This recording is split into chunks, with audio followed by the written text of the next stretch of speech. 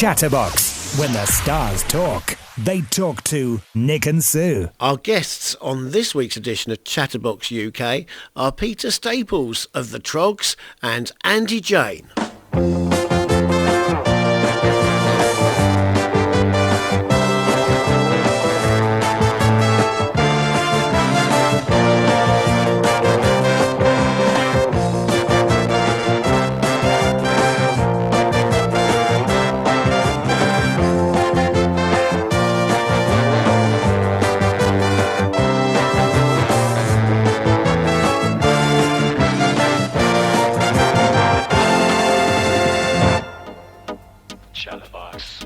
You're listening to Nick Prince and Sue L on Chatterbox UK.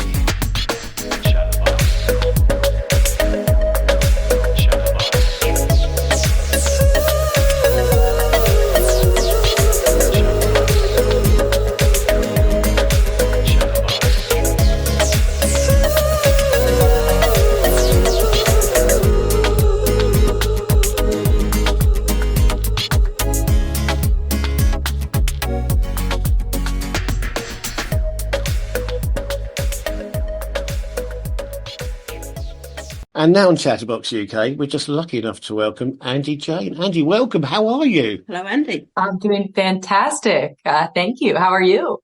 We're good, aren't we? We're good. We're very good. And it's great to meet you at last, having played some of your songs and doing very, very well on the hit and miss thing. So it's been exciting time waiting these couple of weeks till we could get this off the ground. So yeah, great to catch up with you at last. Right. Let's start at the very beginning. What got you into singing, Andi? How old were you and how did it come about? Well, I think my mom had a lot to do with it.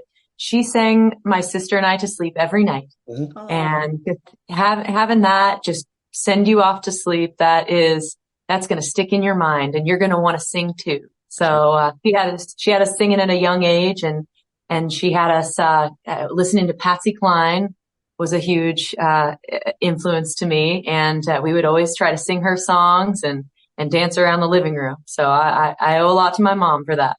Okay, so you mentioned Patsy Cline, but what's your favourite song, would you say, that your mum actually sang to you to get you off to sleep? Is there something that was a regular one that maybe you even requested her? Is there something that comes to mind? Oh, I mean, they were all lullabies. Oh. But Hush Little Baby was the one that I liked because sometimes she would improvise and there would be different things that she would, hush little baby, don't say a word. Mama's gonna buy you a mockingbird. I remember that one. That one. And she would add different things sometimes instead of the standard ones, but I just loved it. I loved the list of all the things that Mama's going to buy me to make me hush. Well, get you to hush, but encourage you to sing at the same time. That's exactly. When did you sort of start branching out? So you got that inspiration from your mother and Patsy Cline and so on. So, so was it school plays, or did it branch out further than that when you were, still growing up? There was all of that singing at home. And then, my mom did put us in, she put me in piano lessons. So I was learning piano and singing, and I just really loved singing. I just wanted to sing all the time. So I did take a year of voice lessons, which was nice. And, I just sang all the time. I mean, it's hard to say that it was one thing or the other, but I just wanted to sing constantly. And then I was in the school plays. I was in the spring sings.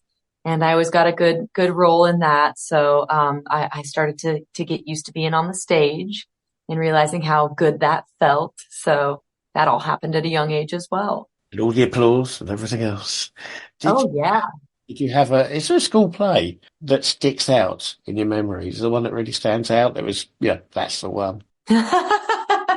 My sixth grade school play, I was it was the Thanksgiving play, and I was the mom. The one that's like cooking everything. And I still remember the line. It's, are you ready for some turkey? Would you like to make some pie? I gotta say I'm feeling perky. The food is really gonna fly. And then it goes on with food things. Oh, did you just burst? So you're in the play sorting out the dinners and the food and that. Did you, in the play, you just burst into song? Nobody expected it? Is that how it went? Pretty much. I think I slid across the stage while I did that first line. So I punted a bread into the audience. I remember that was a pretty fun part. I love it. That's How brilliant. did you feel going on stage for the first time as a child? Oh, wow. How did I feel? I mean, it felt amazing. It felt very natural. It felt very exciting.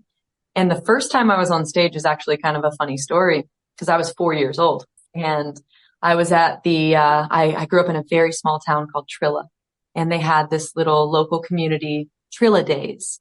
And it wasn't big enough to have any rides or anything like that, but probably some, little vendors. And then there was a live band that was playing on the back of like a wagon. And this is a small town, rural Illinois. And they were singing away, and there was a female lead singer and a whole band.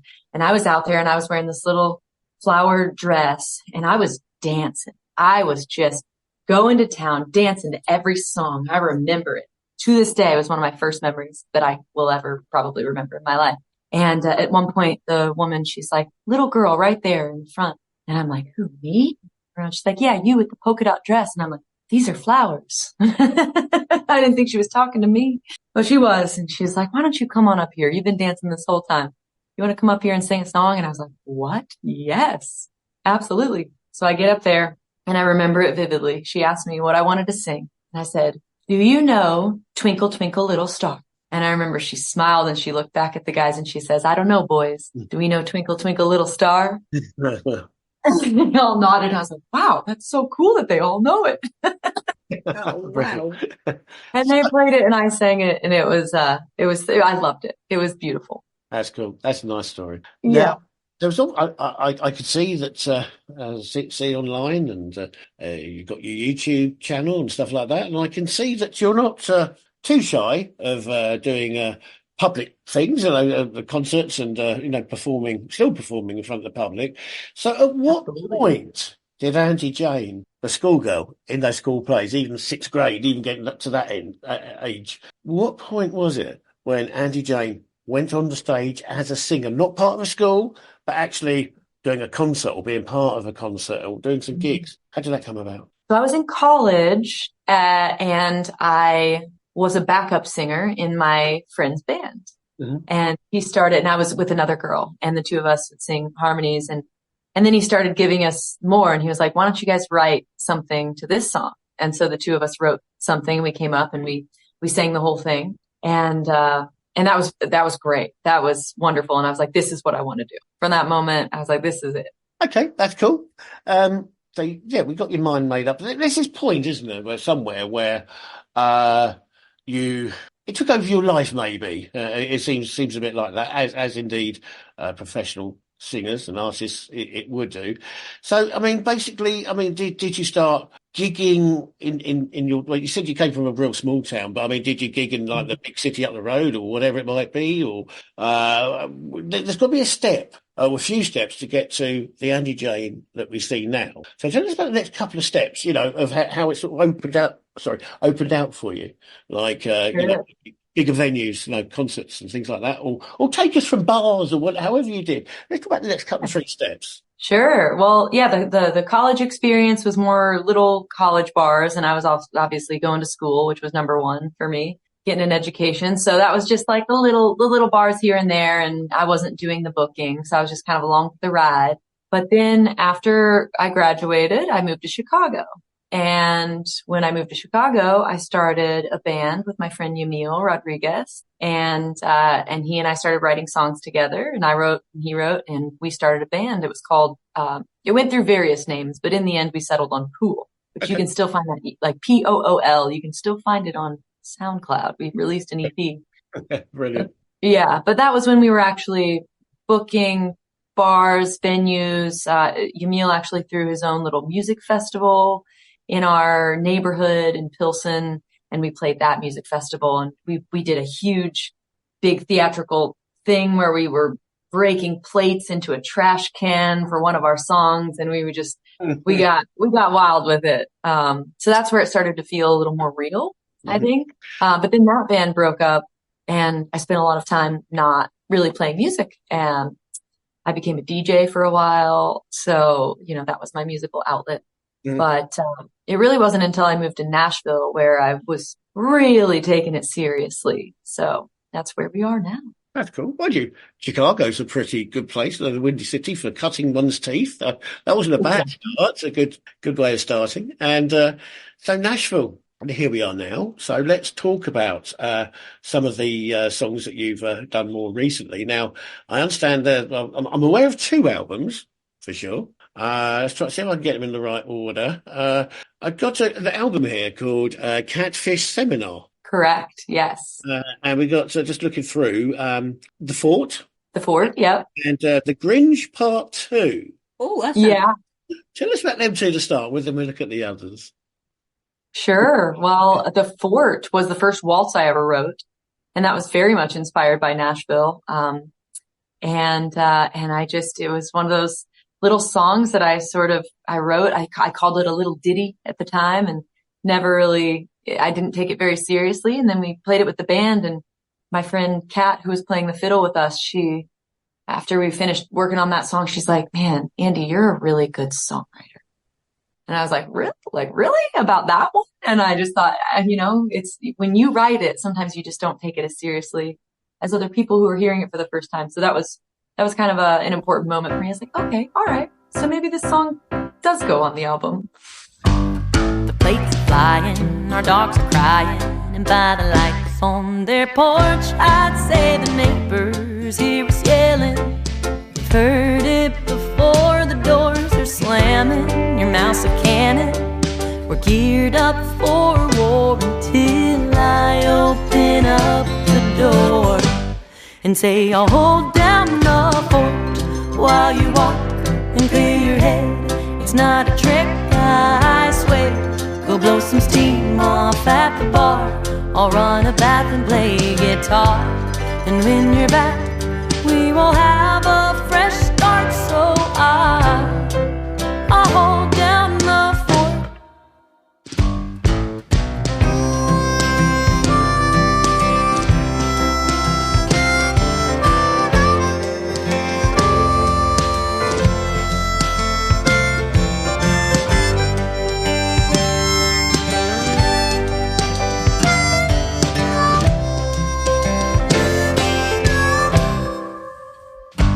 I watched my mama and my daddy for 18 odd years, and they'd never get here together without a few tears. They'd be the first ones to say, sometimes you've gotta walk away before anybody gets hurt. So I'll hold down the fort while you walk and clear your head. It's not a trick, I swear. Go blow some steam off at the bar. I'll run a bath and play guitar. And when you're back, we will have a fresh start. So I hold down the fort.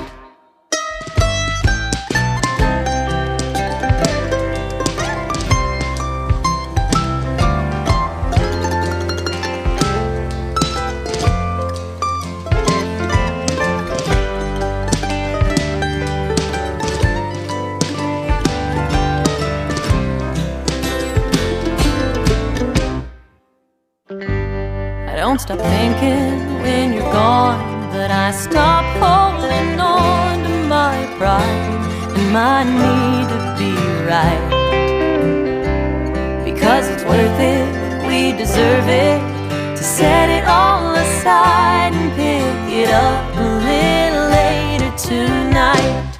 So I'll hold down the fort while you walk and clear your head. It's not a trick, I swear. Go blow some steam off at the bar. I'll run a bath and play guitar. And when you're back, we will have a fresh start. So I'll hold down the fort.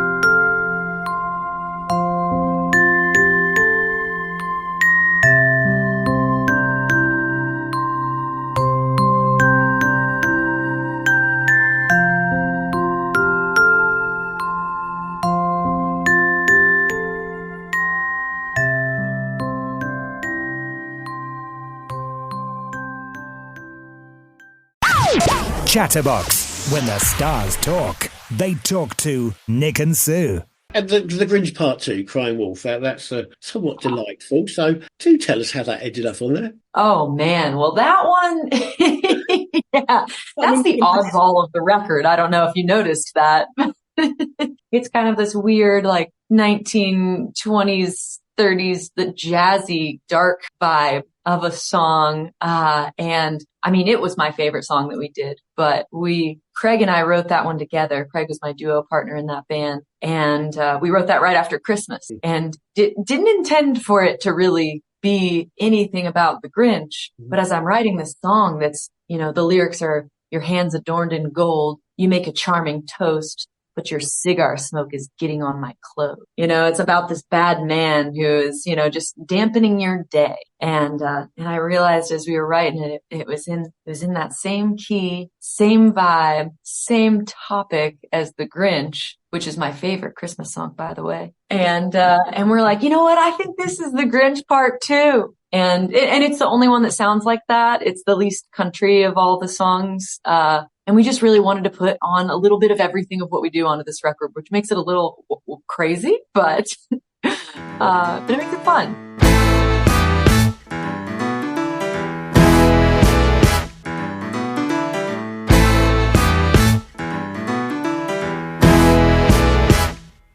Your hands adorned in gold, you make a charming toast, but your cigar smoke is getting on my clothes. Who shined your shoes, and did you pay him well? With how fast you've been running, I bet they were scuffed to hell.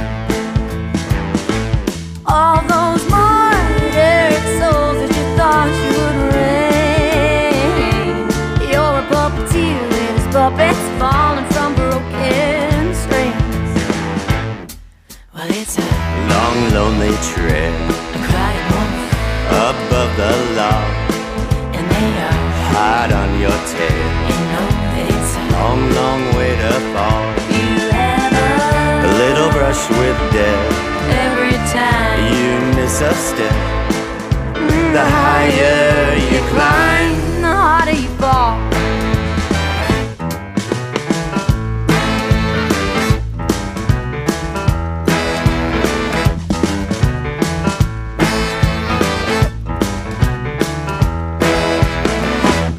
You try to lure me in with your white tooth grin, but I'm a tricky one to have eaten from the palm of your hand. I see through those eyes to a heart that has no use. You've never cared a day in your life about anybody but you. The sun is coming up, where do you have to hide? 'Cause ain't nobody gonna let a wolf like you inside.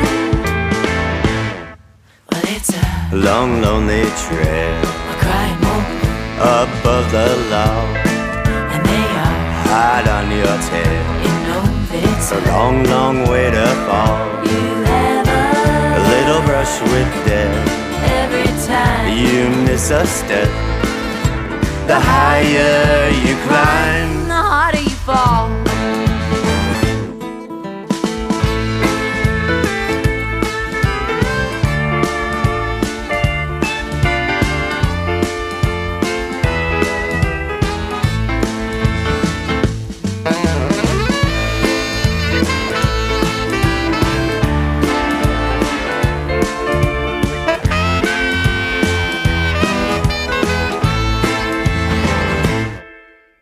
Will we hear the crash when you run yourself right off the road? Things get ugly fast and they get pretty oh so slow. Seems like that ditch will be the only place to park your shiny Escalade. Well, it's a long, lonely trail, crying wolf above the law. when they are hard on your tail. You know that it's a long, long way to fall. You have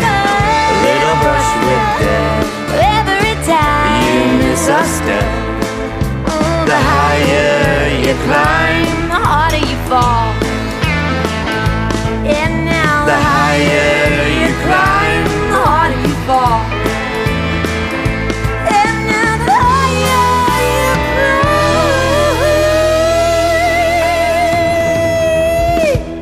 climb, the harder you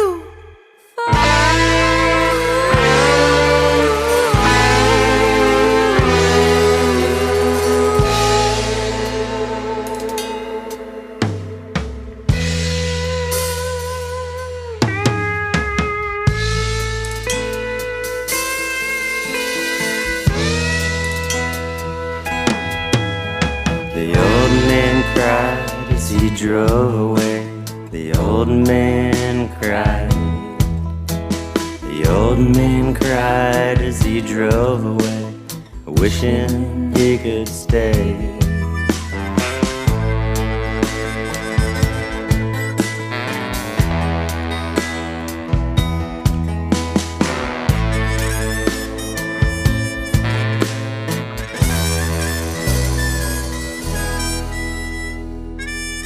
Now, the lines about the smoke on your clothes. Now, is that somewhere back? Was that from the back of your mind? You know, experiences from smoky bars when you could smoke in them and things like that. I mean, is that part? Does that come out subconsciously maybe of you going home stinking of smoke in the days where you'd be fighting your way through all the smoke when you're performing?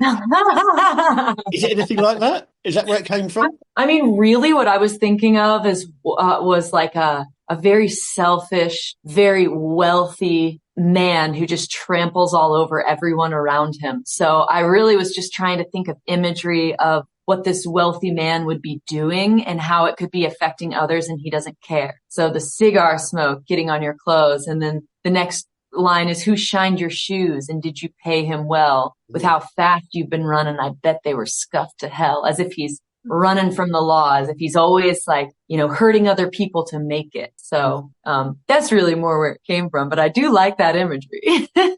Of course, the thing about songs is like if you go to an art gallery, and it's always great to try and get into the artist's head as to what he was thinking when he was doing that, or she. Yeah. But of course, the thing is, art is very much like good songs. If 100 people were to listen to that song or any of your songs, each one would probably have something different in their minds. Oh, yeah. You've got what you're trying to get in their minds and how you're feeling. What I had in my mind. Yeah. And that's the great thing about good songwriting. So you got that from me, and it was only a suggestion I made, but all the same, that's something that I was thinking. So, we had a fun subject with the Grinch. But yeah, I mean, I find songwriting is the same as good art, a good artist. Yeah. Absolutely. And it's so cool to hear other people's takes on songs. And as a funny story about that, I wrote a song called Trigger, and it's about the point in a relationship where somebody needs to pull the trigger and break up with the other person because it ain't work.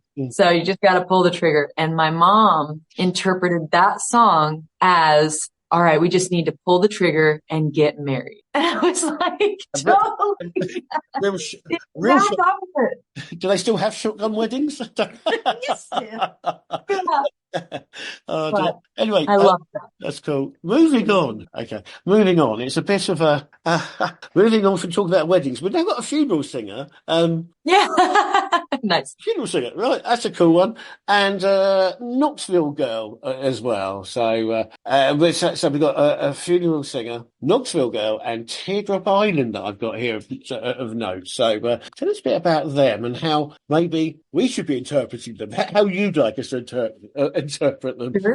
Sure. Well, I feel like funeral singer could go a lot of different ways, but I'll tell you where it came from for me. That was the last song I wrote before I left Chicago to move to Nashville. So I knew I was leaving, and I was thinking about all of my friends that were not necessarily my lover, that I was going to miss. So, one of the lyrics is, I don't want to be the one who tells you where you have been, but if you were in trouble, I'd take out a loan to bail you out. And this is a weird song because it doesn't rhyme, but it makes sense when you hear it. When I say it, it sounds terrible. But the idea of it's not the lover, it's my friend, but I would do anything for you. And I'm going to miss all you guys so much when I'm gone. And I promise that I will sing at your funeral because I love you that much. Yeah. So that's where that one came from. I'm curious if that's how you interpreted it. That's quite, yeah, Yeah. close, very close actually. It's not one of those like totally different, like the Grinch, and I was a vision of you in a smoke-filled bar. That's it. Yeah. Much closer with the funeral girl. If you had to move somebody, would you use rocks or strings? I don't believe in violence, but if I had to, I would hurt someone for you.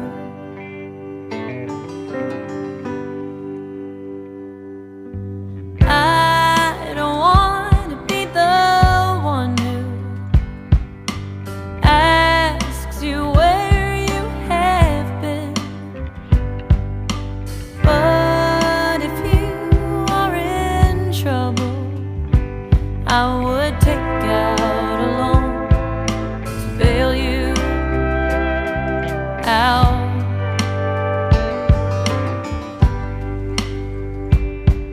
And you know I see right through you.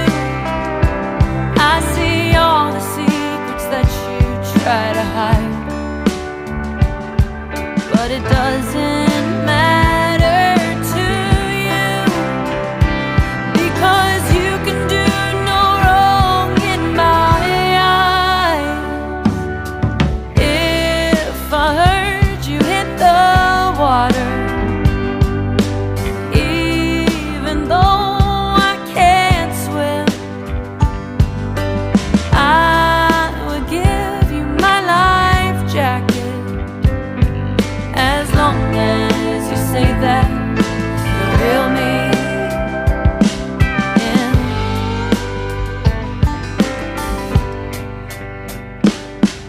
And you know I see right through you. I see all the secrets that you try to hide, but it doesn't matter to you, because you can do no wrong in my eyes. Whoa.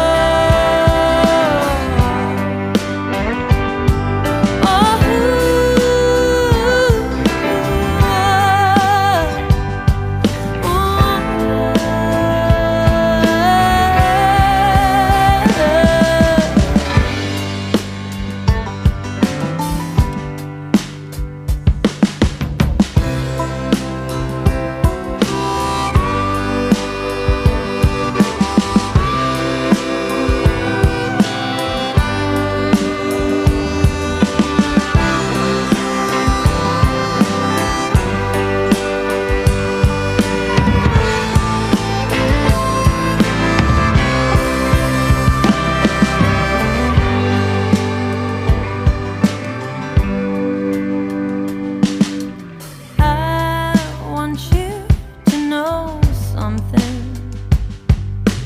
It doesn't matter what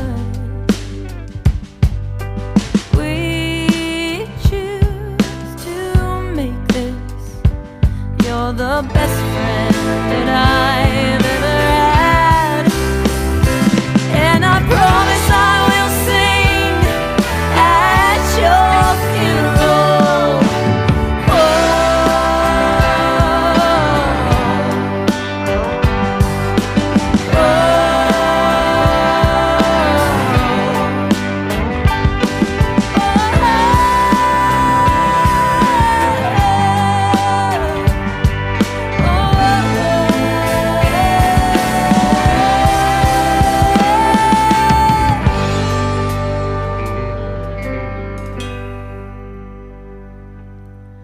If you had to move somebody, would you use rocks or strings?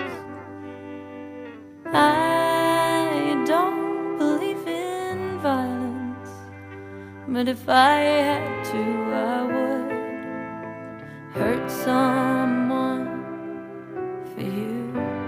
Well, what about Knoxville Girl? Because that's one that I was sort of left open-minded on. So tell us where you're going with that one. Oh, that one's really interesting because it's actually that's a song by, well, it's actually an old poem from 1543, I believe, is where it originated from England. And it was called the Wexford Girl. Okay. And it's been interpreted in quite a few different ways, but the most popular song version was done by the Louvin brothers. Mm-hmm. And a brother duo from the 40s, I believe, in the South, and they turned it into this murder ballad, which it was already a murder ballad, but about the Knoxville Girl. And we were at the time, so Craig and I, we had met Billy Louvin, who was one of the Louvin brothers' grandson. And he's this great guitar player who secretly played the mandolin. Now his grandfather, Ira Louvin, was a mandolin player, and he was a rock and roll mandolin player. He's the first documented performer to smash his instrument on stage. He would smash his mandolin and he would put it back together after every show. So his grandson, Billy Louvin, became our good friend.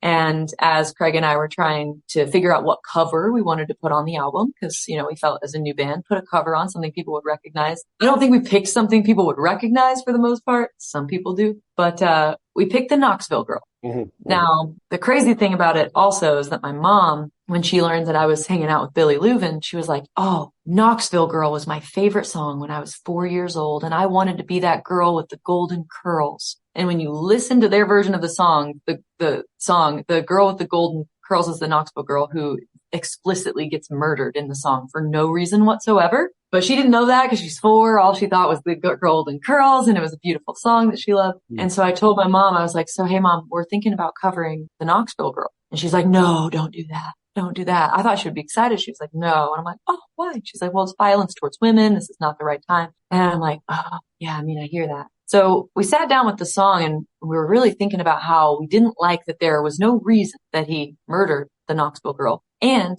there was no retribution. Like there was no punishment at the end. It was just out of the blue. He just takes this girl out to the woods and he murders her. So we, being that it's a public domain song that has many different interpretations, we wrote our own interpretation and we gave a reason where he wanted to marry her and she said no. So that's why he murdered her. And then also he's going to hang, on the gallows. So he's got his coming for him too.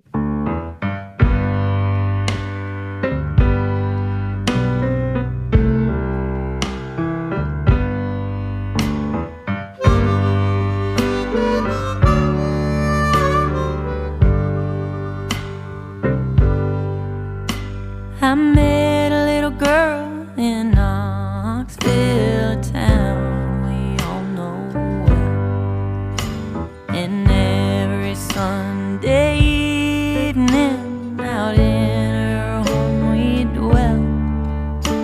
I took her for an evening walk about a mile from town.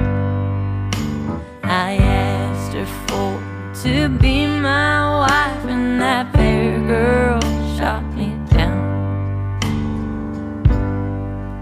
So I picked a stick up off the ground for mercy. She did cry, "Oh, Willie dear, don't kill me here. I'm unprepared to die." I heeded not a word she said, and beat her, roll them over until the ground was soaked in red up on that river shore. Go down, you Knoxville girl with the dark and roving eyes. Go down, you Knoxville girl, you'll never be my bride.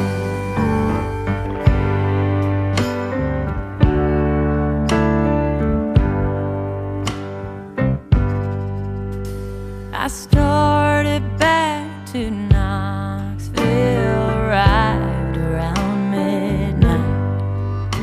My mother, she was worried. She woke up in a fright. "Oh, son, dear son, what have you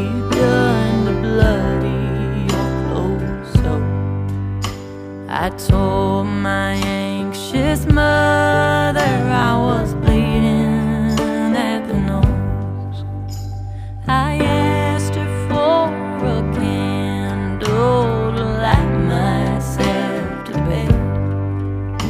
I asked her for a handkerchief to bind my aching head. I rolled and tumbled the whole night through, for trouble haunted me like flames of hell around my bed, and in my eyes could see.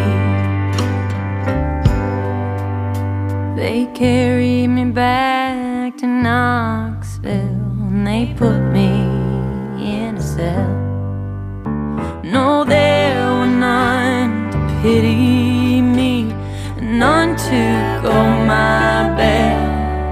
Now I'm here to waste my life way down in this lonely jail, because I murdered that Knoxville girl, the girl I love so well.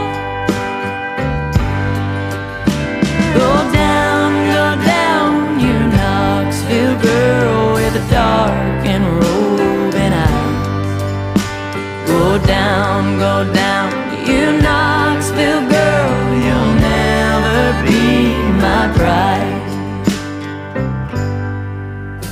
So all you loyal true lovers, a warning take by me. Never treat your own true love to any cruelty.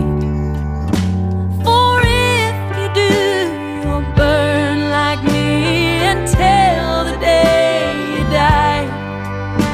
You'll hang like me, a murderer, or born the gallows high.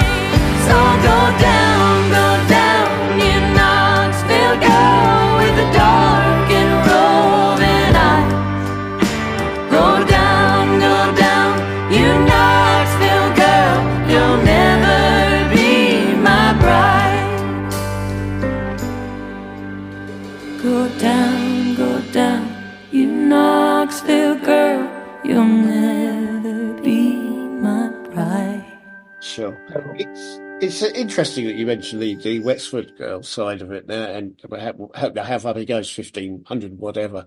Because Wexford is like the county town of County Wexford, and that's in the present day Republic of Ireland. And it goes back to the times when William of Orange and all that lot were kind of moving into Ireland, and then of course the Brits come over and sort of like it's almost like what do we call it? If you asked an Irish person at the of their view of that era, the British were squatting in their island. Basically, how we acquired it. So it goes back to actually those days when William of Orange was going over, to the Brits were going over and just taking over. So there could be different interpretations on what was happening to her and who was doing it to her. If you think about it, it makes it really wide open to more interpretation if you think of it. But that's where it is historically. It's in the present day Republic of Ireland, Wexford. So that's pretty cool. So it opens the story even more, doesn't it, if you think about it? It sure does, yeah. And we actually used some of the lyrics from that poem in our version that the Leuven brothers had left out. So we definitely took from that story to build ours. It's brilliant. Yeah. Before we move on to I want to talk about the Great Peacock Farm in a moment, but I've quite fancied hearing about the selection of Teardrop Island. Tell us what that's about, how it got there, and Yeah, well, Teardrop, it's not on that album. It actually hasn't been released yet. Okay. But do you want to hear the story of the song? Please. Oh, because it's very, very much a true story. Is that song? And I was telling, so I was at the John Hartford Festival with my bandmate Craig at the time. We were duo partners, Catfish Seminar, and we were sitting in our tent, and I was telling him the story of how, when I was a little kid, I grew up with this creek and there was this teeny tiny little island, just big enough that we could put 3 of us all standing on it at once, barely can move. But we were so excited because it was an island in the creek and it was shaped like a teardrop. So we called it Teardrop Island. And, every time I would come home over the years, every once in a while I'd go check on it, it'd still be there, whatever. And one day I came home and I went down. I was like, I haven't been down there for like probably 8 or 10 years. I want to go see this island. And I was going to show my little nieces. And we went down there and I looked into the creek and the island was gone. It was just straight up no longer there. I went and I asked my dad, I was like, Dad, Teardrop Island's gone? And he's like, that's what happens to islands sometimes. It's running water. They go. Wow, that's crazy. So I was telling this story to my bandmate Craig and he starts furiously writing. And I'm like, I'll stop talking because, when inspiration strikes, you don't want to step on anyone's toes. And he's writing, no, keep going. And I was like, oh, I see. He's writing the story. So I just kept telling him, I told him the story about, the log in the woods and all that. And when we got back from that festival, we wrote the song Teardrop Island about how nothing ever stays the same. And one of the experiences there at that music festival was somebody kept asking me where I was from. And I was just like, to me, it was weird in that moment. It didn't make sense because I was like, we're all right here right now. And that's what I told him. I was like, I'm from right here, right here, right now. And so that line kind of made it in the song. Where I'm standing is where I belong. So yeah, that's the story of Teardrop Island. Thank you. Nice story. Absolutely. Right. Not story, it's a true, but yeah. It's both. It's a true story, dear. It's just life, yeah. The best ones. 1, 2, 3, 4.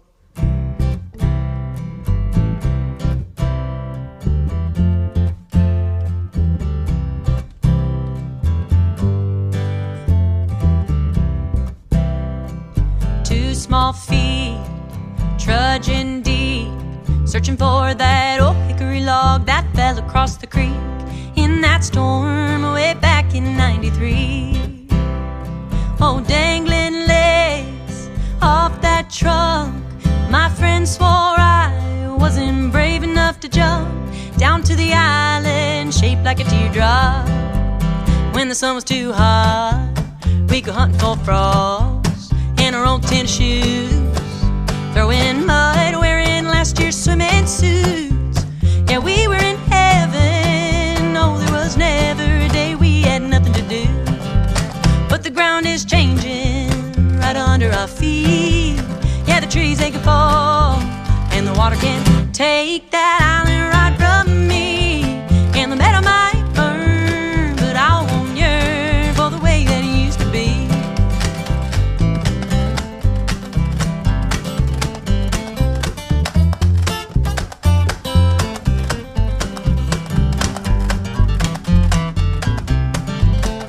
Well, time slipped by, I went back to find that island green where we played tag with our dreams in that old hollow log that held me. Well, it was one long hike, they turned to night. I didn't want to give up, but still I could not find that oasis in the woods that I called mine. So I asked my dad to take me back to the pool in the creek where that old hickory log crashed down in '93. He said, sorry, darling, that tree caught fire and the island washed away. 'Cause the ground is changing right under our feet. Yeah, the trees, they can fall, and the water can take that island right from me. And the meadow might burn, but I won't yearn for the way that it used to be.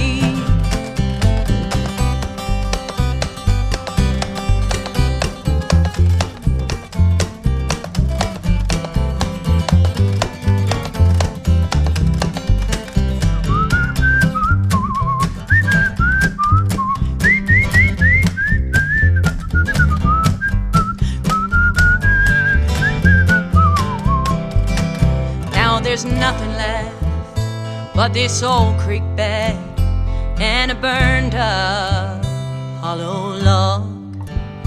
And I'm standing on this island built by my own teardrops. When people ask me just where I say that it's all washed away, but where I'm standing is where I belong.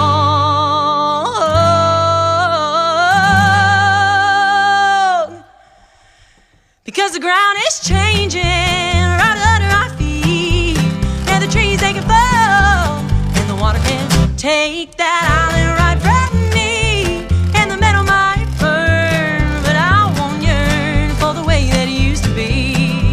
No, I won't yearn for the way that it used to be.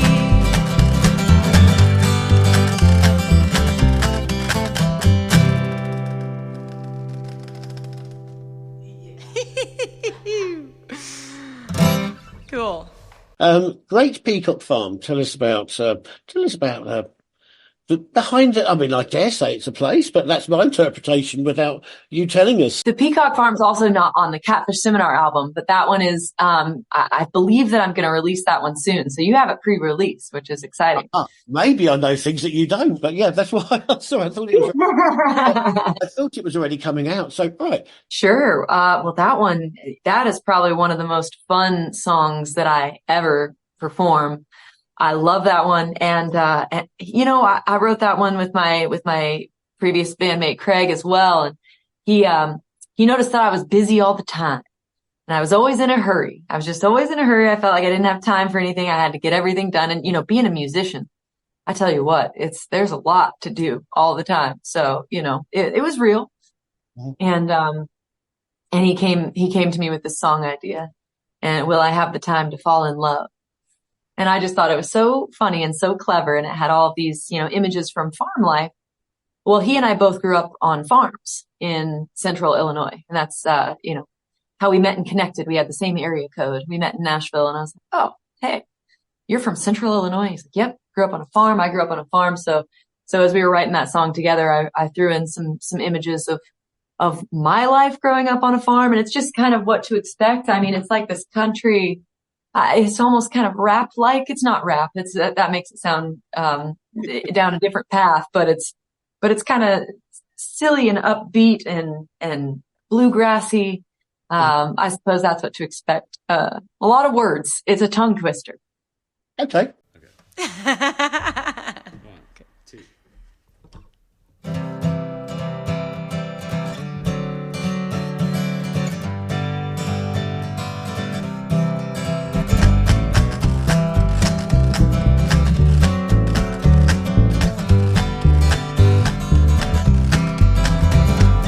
Busy picking peacocks from my grandpa's farm. I got a hole in my quilt and I ran out of yarn. I've been patching up this barn roof that's been leaking for months on end.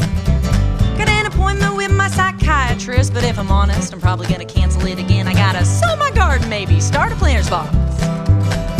Well, now the winter's over, let the spring begin, and all the work that comes with it, I just dive right in. And oh, I gotta fetch the eggs from the coop. I almost forgot. Will I have the time? Oh Lord, will I have the time? Will I have the time to fall in love? Will I have the time? Oh Lord, will I have the time? Will I have the time to fall in love?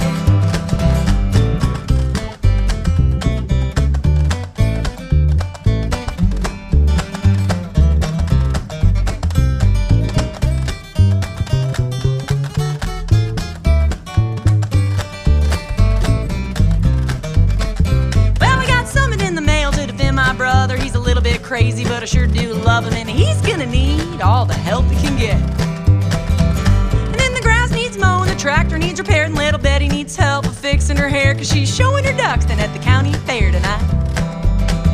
Then I gotta get out and tend to my bees. I've died this winter and I need a new queen, and I gotta run to town 'cause the well ran out, and I'd really like to brush my teeth. Will I have the time? Oh Lord, will I have the time? Will I have the time to fall in love? Will I have the time? Oh Lord, will I have the time? Will I have the time to fall in love?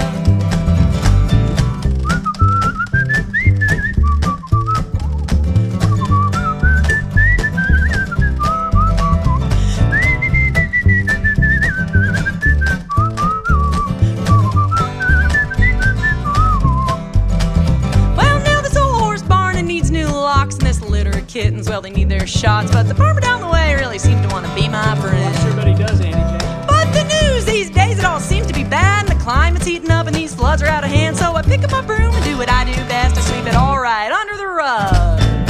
Will I have the time? Oh Lord, will I have the time? Will I have the time to fall in love? Will I have the time? Oh Lord, will I have the time? Will I have the time to fall in love? Let's sing it again. Will I have the time? Oh, will I have the time? Will I have the time? I don't think that I'm gonna have the time. Oh no, will I have the time? Oh Lord, will I have the time? Will I have the time to fall in love? To fall in love. You know, I'd really like to go out with you one of these days, but I just don't think I'll have the time to fall in love.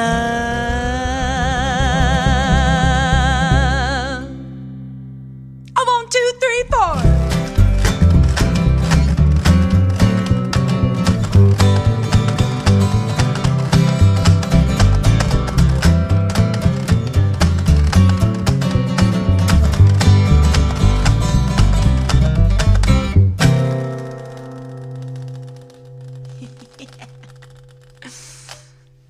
Okay, park bench. That could be a million and one stories, couldn't it? But what's the real story? I've got images in my head. Well, that's another story, yeah. No, I'm talking about park benches, darling. Yes, dear, so am I. Yeah. Well, Park Bench, it was one of those songs that came to me so easily and so quickly. You know, some songs you really think over and you take days to compose them and you have to keep coming back to it. Park Bench, I had it written in probably 20 minutes and the story was the story, you know, alone on a park bench under the stars. You told me you loved me and I drove off. Why is loving you so damn hard? And I think some people flip it and they see me alone on the park bench, but the real story was that I left him alone on the park bench. And he said, I love you. And I got in my car. I said something else, but I won't say it here on the air. And I got in my car and I drove away. And this is, of course, after some big fight, that we had. And I woke up the next day and his car was in my drive because I had been the one driving the night before. So I knew he hadn't come strayed this way and got in his car. I left him there. There was a friend's house that was nearby. I didn't just leave him alone. And I'm sitting there in my backyard looking at his car, just suffering, thinking about it. He won't answer his phone. His phone's dead. I don't know what he's doing. I hope he's okay. I feel like I messed up. I feel like he messed up. And then I'm just like, either I'm just going to sit here and suffer or I'm going to write a song about it. So I sat down and I wrote the story in a song. And it's Park Bench. And how many minutes did you say it took to write? 20. 20. That's about 20 minutes. Yeah, I had it online. I've recorded it and posted it online within a couple hours. That's cool.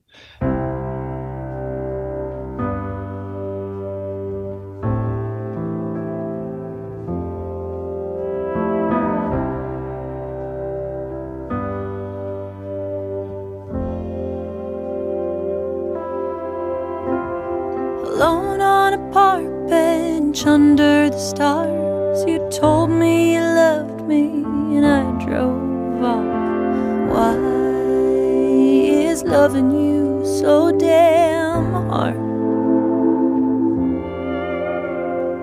I'm no angel, my words were brash, but you shattered my grace when you slammed the dash. The way a story ends depends on the way that it starts. Why is loving you so damn hard?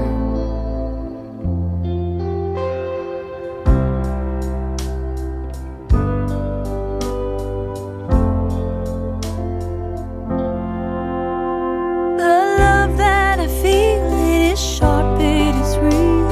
It cuts right through me even when you're not here. That's why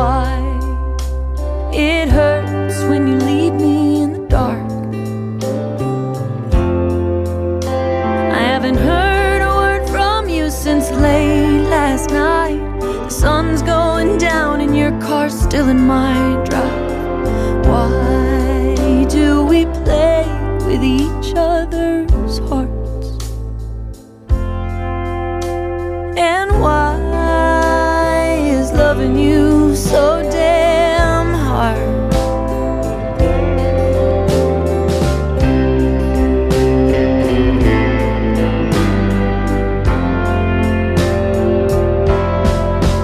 Will a break in the storm cause a break in our hearts? Do we need the thunder to feed our spark? Or is it tearing us apart? And why is loving you? Oh, why is loving you? Oh, why is loving you so damn hard? Oh, why is loving you? Oh, why is loving you? Oh, why is loving you so damn hard? Why is loving you so damn hard?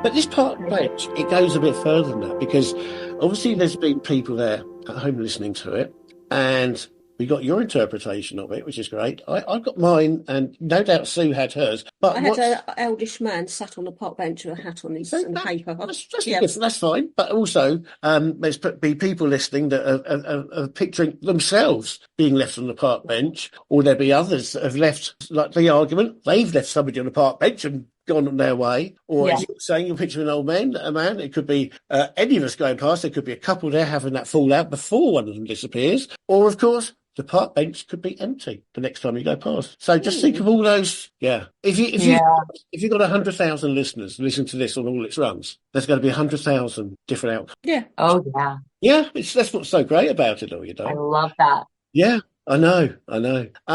Okay, we got one which we've had on hit and miss. Yeah, definitely. Hide the key. Yeah. Now, hide the key. Tell us a bit about it. What should we be seeing into those lyrics? Oh, well, I mean, that's the end of the story. Is the crazy thing is all these stories, the fort, which is about a fighting couple, and they're going to make it through. I'll hold down the fort while you walk and clear your head. You know, and then we'll come back and we'll solve our problems, right? And then there's park bench. Why is loving you so damn hard? Like, why does it always have to be so catastrophic? And, I mean, I guess the peacock farm would be the very beginning of the story is, will I even have the time to fall in love? And these actually truly are all connected in my life. As a songwriter, these are real stories in my life, that are connected with real people. And then hide the key is the final chapter. The point.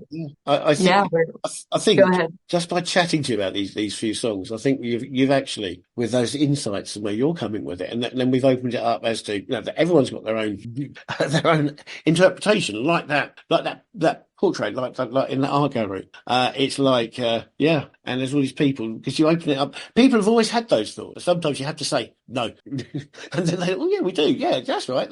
And I think we just sold them an entire album just by talking about a few songs. So there we go. I think the next one's sold already, trust me. You're going to have to come back and talk about it when it's out.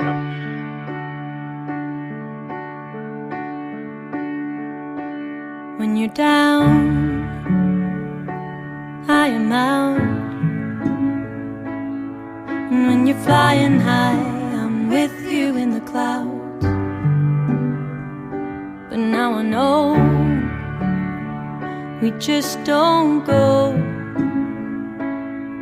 and we've gone too far to turn it back around. We know what is coming, 'cause we've been here before. Maybe now it's time we lock the door. But I've still got all this love for you, and all of the things that we used to do locked in my memory. Can't we just let it be? 'Cause if I open my heart and I let it all out, I'm pretty sure, honey, it'll take me down, and I've got a life to lead. Can't we just both agree to hide the key?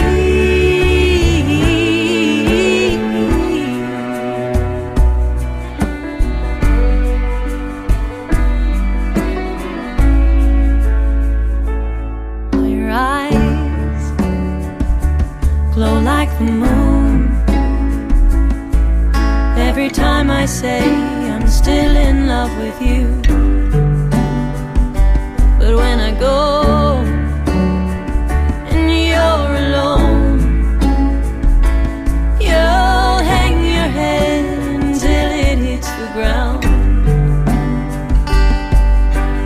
Now the grass is turning and the air is getting cold. There's no wood left for burning, and I think it's time to go. But I've still got all this love for you, and all of the things that we used to do locked in my memory. Can't we just let it be? 'Cause if I open my heart and I let it all out, I'm pretty sure, honey, it'll take me down, and I've got a life to lead. Can't we just both agree to hide the key?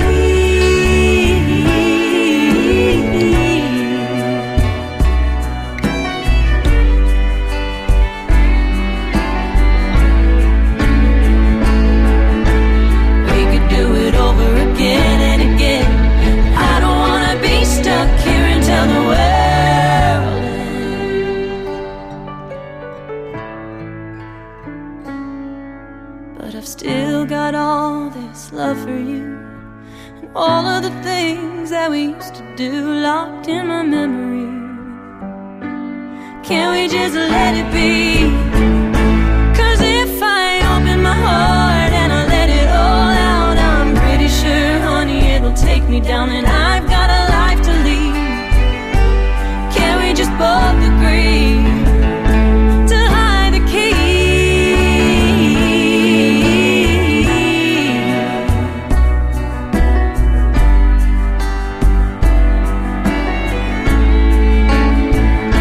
To hide the key.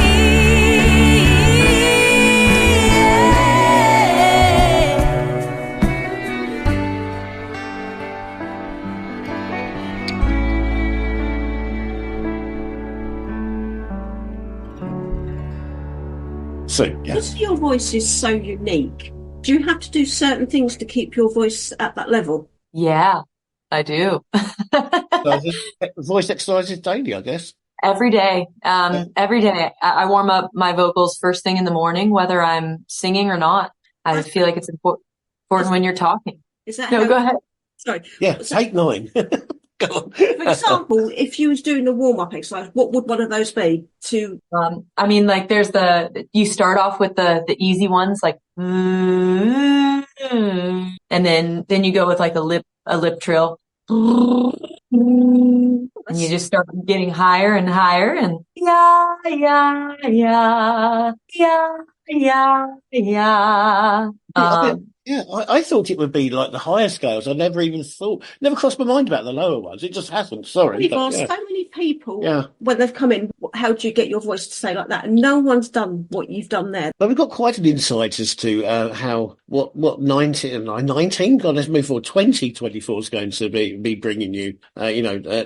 Let's get ourselves to say, I'd like to know what your aims are after this second album, and if you were to come back on and we were to say, so how's it gone for you? And you turn around and say, well, everything's gone to plan. I've achieved everything. So you've got a second album. What other achievements have you got? Have you got time for any other achievements? I mean, in terms of like shows that I'm playing, or Various things could be product, like writing. Are you writing songs every day? Could we be having plans for a third album once the second's out? Tour shows, the whole works. Oh, yeah. Well, I definitely want to be playing music festivals next year. That's my goal. festival. My band is Andi Jane and the Honky Tonk Cabaret, and it is a little bluegrass. It's a little honky tonks. It's a little gypsy jazz. It gets a little like R&B and like Tom Waitsy. It's big and fun. And I feel like it belongs in a music festival stage. So I definitely want to be doing that. Cool. So maybe a song in a film. I could see that. Mm-hmm. I weirdly don't really think about that much, but people say that to me all the time. They're like, I could hear this in a movie. And I'm like, that actually would be really cool. So I just got to figure out how to break into that. If anybody's listening right now and they want to break me into how to get my songs in films, you holler at me. Cool. Andi, I've got to say, I love your energy, your confidence. You're oozing it, and I wish you the best of luck for the future. Thank you. I appreciate that so much, Sue. We've got the question is, how does it feel? Basically, I was going to say breaking into the UK, but obviously you're getting heard on a whole lot of stations in one go, radio stations. How does it feel breaking into the UK and getting this whole new audience and, opening up something? And do you feel that you'll be able to come to the UK, or you want to come to the UK and come and meet us all and do a tour here? Oh, absolutely. I need not want to. I need to. I love it over there. I absolutely want to have fans there. I love the music there. I love the culture.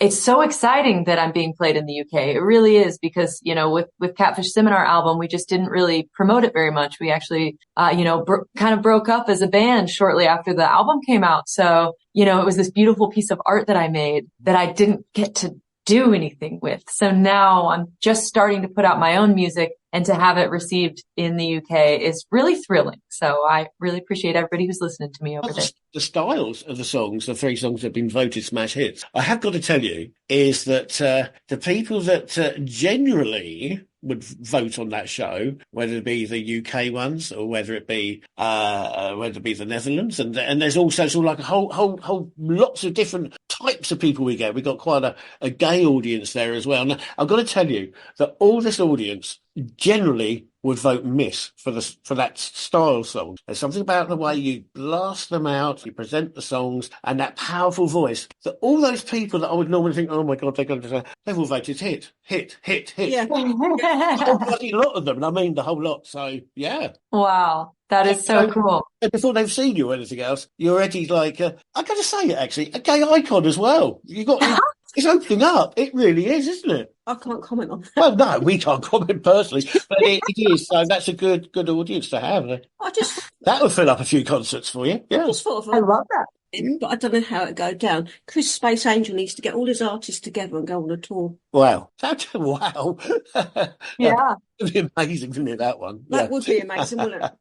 Brilliant. Okay, so, I think we'd definitely like to be catching up with you next year at some point. But we're talking about this new audience that are discovering you in the UK. So fortunately, you do seem pretty good on the social media. So let's take this opportunity, have the floor for as long as you like.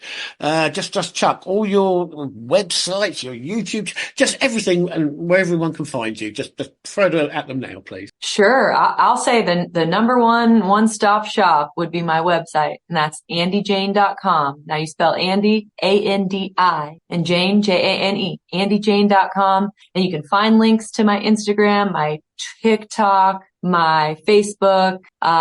You can find my demo, which you haven't probably even heard yet. That's, it was actually before I started the Honky Tonk Cabaret. So it's a little darker and I hadn't quite figured out what the sound was yet. But those songs will be on future albums one day. But my Facebook is Andi Jane Music. My Instagram is currently Andi Kane. It's all one word, Andicane, but you're probably better off just searching Andi Jane, because everybody always spells it wrong. Doesn't matter how many times I say it. So, and then my TikTok is Andi Jane Music. Brilliant. Sue, anything else before we go? Just got one comment, which yeah, just throw it. I do apologise for my cat just walking in and meow, and she actually does it every time we do an interview. She has to come in and get involved. I'm so sorry. She loves it. Oh, she wanted to be in it too. Yeah. And she just walked out in the puff. So yeah, little ham. Don't worry about that. On the show where the hit and miss bit is, we quite often bring her in, and she loves being mentioned. Of course, it's a totally different setup that, but she loves being mentioned on air. She knows it's wonderful. She loves it. Her name's Amy. That's so sweet. Yeah, she's so She's cool. taken after her mama and daddy. She's a little radio personality herself. She's actually getting quite well known in the UK. Tell her about the Oh, fact I love it. Anyway, listen, Andy Jane, you've been a pleasure to talk to. it's been an absolute pleasure for us, yeah. And thank you for coming and chatting to UK. And we look forward to chatting to you again and watching your career flourish as you get known in the UK and Europe as well. But every success over the pond where you are now as well. And please keep us updated Yeah. with your new songs, because we'd like to plug them, won't we, darling? Definitely. Absolutely, I will. And thank you so much for having me. This has been a pleasure for me. I appreciate you bringing me to the UK. So thank you, guys. Pleasure. Thank you. Thank you. Take care now. Cheers. Bye-bye. Have a good night. Bye-bye. The plates are flying, our dogs are crying, and by the lights on their porch, I'd say the neighbors hear us yelling. You've heard it before, the doors are slamming, your mouth's a cannon. We're geared up for war until I open up the door and say, I'll hold down the fort while you walk and clear your head. It's not a trick, I swear. Go blow some steam off at the bar. I'll run a bath and play guitar. And when you're back, we will have a fresh start. So I'll hold down the fort.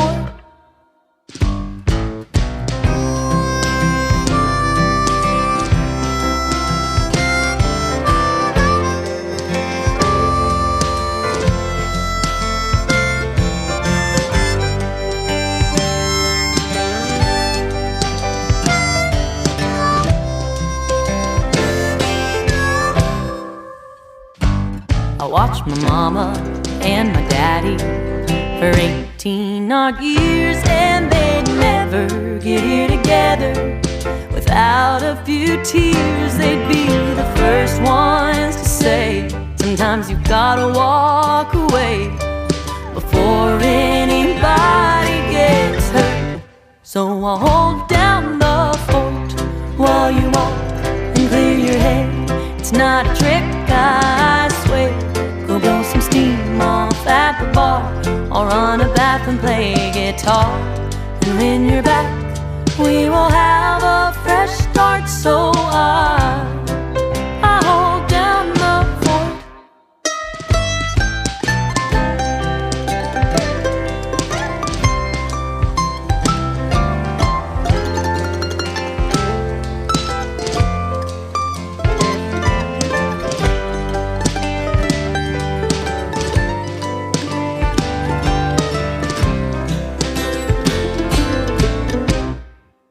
I don't stop thinking when you're gone, but I stop holding on to my pride and my need to be right.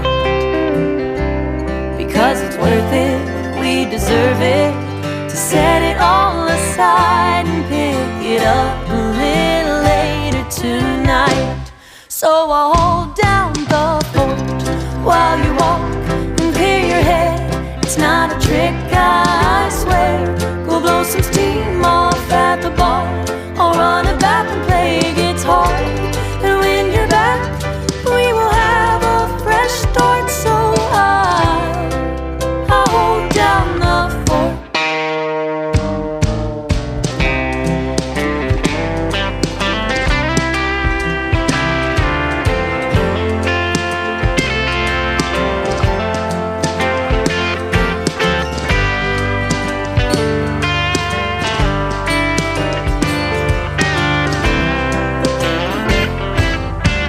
This week's edition of Chatterbox UK was presented by Nick Prince and Sue L.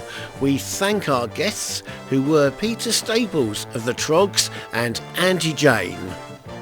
Our email address is chatterboxuk2021@gmail.com.